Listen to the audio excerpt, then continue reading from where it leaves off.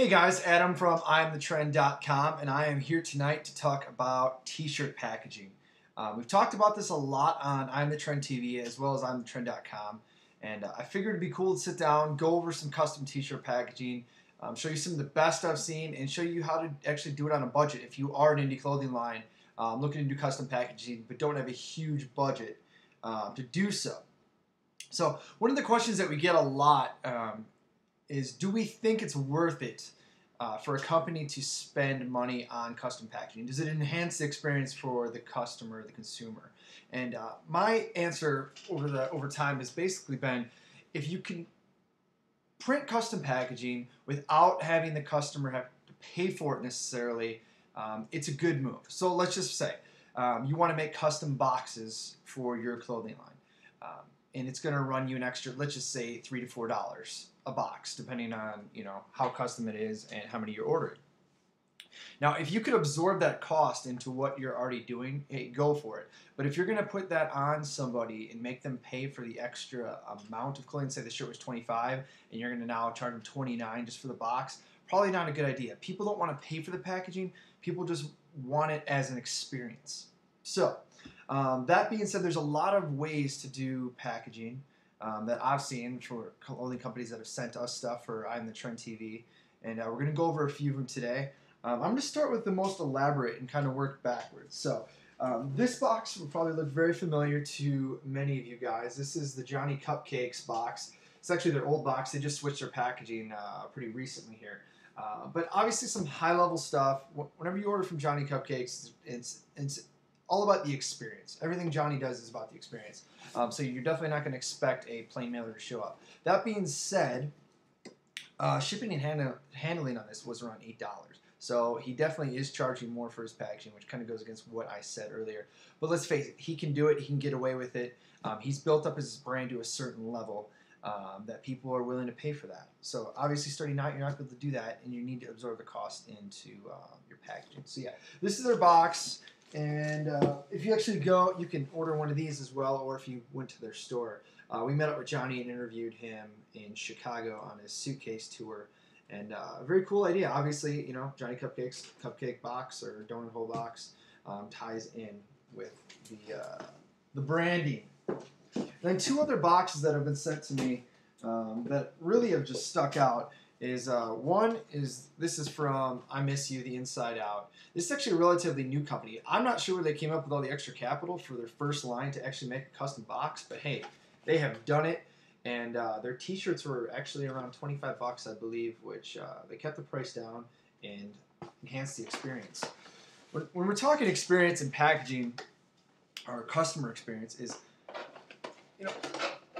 basically enhancing what your product is. The good feeling people get when they get it in the mail and get to open it up. It's that little extra bonus that people actually want to open up their Facebook page or Twitter page and tell their friends about it. So that's all about creating an experience. This is actually kind of it's like a t-shirt shell that their shirt came in, which was definitely different. Never seen anything like that. Not custom tissue paper, but tissue paper to wrap their shirt in, and some postcards and whatnot. And then the last custom box, custom printed box that I have here is from a company called 410BC. Absolutely love what these guys have done. Packaging matches their branding, and they've done a fantastic job. So here's the inside of the box. It's kind of cool looking. It's got like the map. I got that upside down. So just another way, if this shows up in your mailbox, you're going to be pumped about it. You're going to enhance your experience with your shirt. You might even tell a few friends to check them out just so they can get the packaging. And I hold on to all of my custom packaging. I know a lot of people just say it's trash and they throw it out. But for me, it's something cool. It makes me feel good when I spend money on a t-shirt and the company's actually spent the time to put in the extra effort that goes into the packaging. So, backpedaling a little bit, this is an example of a cheap way to do a custom box. So, basically you have your white box, and all this is on here is a vinyl sticker. So, relatively cheap. This is a good way of, if you don't want to break the bank and get full-out custom printed boxes, which are very expensive, you buy some stickers, you buy some boxes, bam, you throw your sticker on the box, and you have yourself a custom mailer. Obviously not over the top and crazy like the other boxes, but still, it's a sense of branding, it's building that image, and I dig that. And then taking it back a few steps further, we have poly mailers, which are, I got a few different examples. This one comes to us from T-Fury. It's actually printed right into the bag. It's part of the bag, much like the one from Threadless. Very cool, creative packaging idea. But these two are ones that I wanted to touch on because these are actually relatively inexpensive to do. These are just regular poly mailers. This is actually Miles to Go's first custom mailer, which was cool to see that. And then a company called Tighten It.